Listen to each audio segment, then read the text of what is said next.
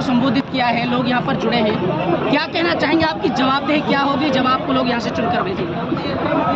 मेरी जवाबदेही होगी जनता से जुड़ा हुआ हर मसला, उस मसले की गहनता से उसको समझना और समझकर उस मसले का जो भी पॉसिबल वे आउट हो, उसका जो समाधान हो, बेहतर से बेहतर वो समाधान निकालना मेरे सबसे पहली प्राथमिकता होगी, पहला काम। आज कितने गाँव का दौरा किया, कहाँ से शुरुआत हुई? आज अमरुका और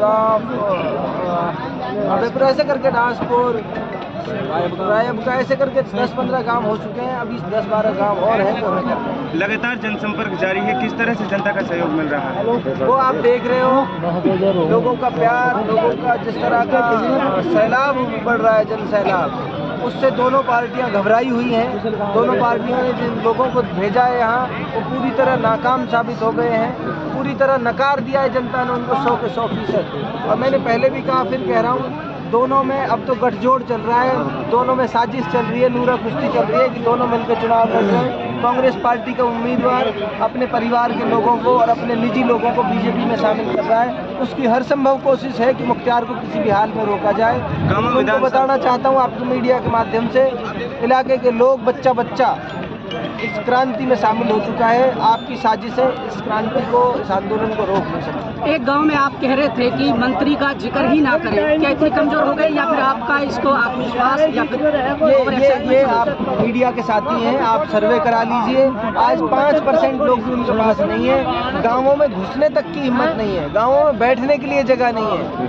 1% लोग आज उनके पास नहीं है, तो इसलिए अब वो रेलिवेंट हो गए, पुरानी गुजरी बात हो गई है। मैं उम्मीद करता हूँ लोगों ने उनको पूरी तरह से नकार दिया है, लोग सुनना भी नहीं चाहते उनका नाम। मुख्तार जी को जनता चुने तो क्यों चुने सर?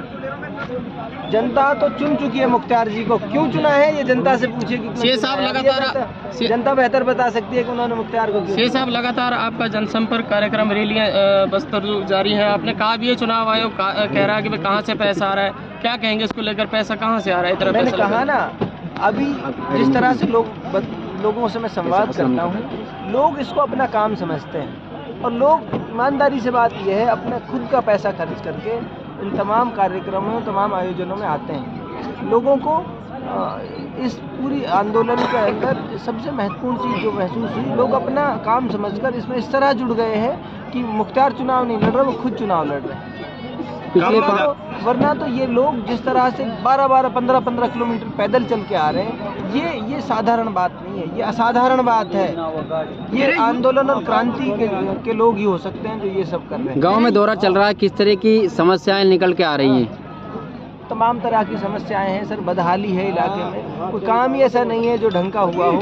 लूट मचाई है नेताओं ने यहाँ लंबे समय तक, एक से बढ़कर एक लुटेरा आया है, तो उस लूट के खिलाफ ये जन आंदोलन खड़ा हुआ है। वरना तो 30 साल के एक नौजवान के पीछे इतनी बड़ी ताकत में, इतनी बड़ी तादाद में लोग नहीं होते। आप ये देखिए, इस कोने से लेकर उस कोने तक, उस कोने से लेकर इस कोने तक, कोई ऐसा जिम्मेदार, और हमारे यहाँ खाप और पालों का सिस्टम चलता है, तमाम खाप और पालों के चौधरी, तमाम खापों के जिम्मेदार आज मेरे साथ बैठे हैं, इस मंच पर बैठे हैं। तो इतना बड़ा जन समर्थन, इतनी बड़ी तादाद में लोगों की एक्सेप्टेंस, उनकी स्वीकार्यता ये बता रही है कि वो मुख्तार को अपना नेता, अपना बेटा मानते हैं। अच्छा, ऐसा कहा जा रहा है कि नौजवानों में जोश भर के उनको हथियार बना करके राजनीति को आगे बढ़ाया जा रहा है। यार जाहिर सी बात है, हथियार बनाना और ये सब बातें करना, नौजवानों को एहसास कराना, मैं इसको दूसरे तरीके से देखता हूँ। मैं ये मानता हूँ नौजवानों को ये एहसास दिलाना, आप बहुत बड़ी ताकत हैं, आप बहुत बड़ी ताकत के रूप में आपको भरना चाहिए,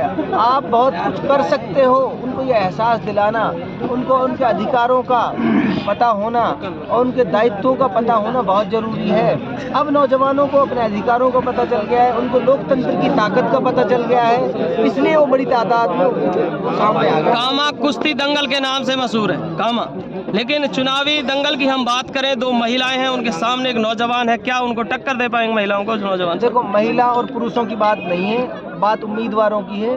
पुरुष हों, महिलाएं हों, भी बहुजन समाज पार्टी से भी एक उम्मीदवार है, MIM से भी एक उम्मीदवार है, वो भी पुरुष हैं। तो दोनों महिलाएं मजबूत पार्टी से हैं, कांग्रेस से, बीजेपी से है क्या? मजबूत कुछ भी नहीं है, कांग्रेस पार्टी के उम्मीदवार चौथे नंबर पे आएगा, इसलिए मजबूत कहाँ हुआ? आपको मौका मिलता है कामा से किस तरीके से रूपरेखा तैयार की जाएगी दिशा और दशा बदलने के लिए कामा की?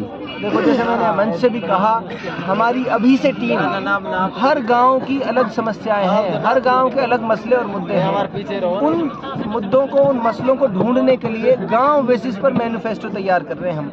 हर गांव की अलग समस्याएं हैं और उन समस्याओं को के समाधान भी अलग होंगे, जाहिर सी बात है।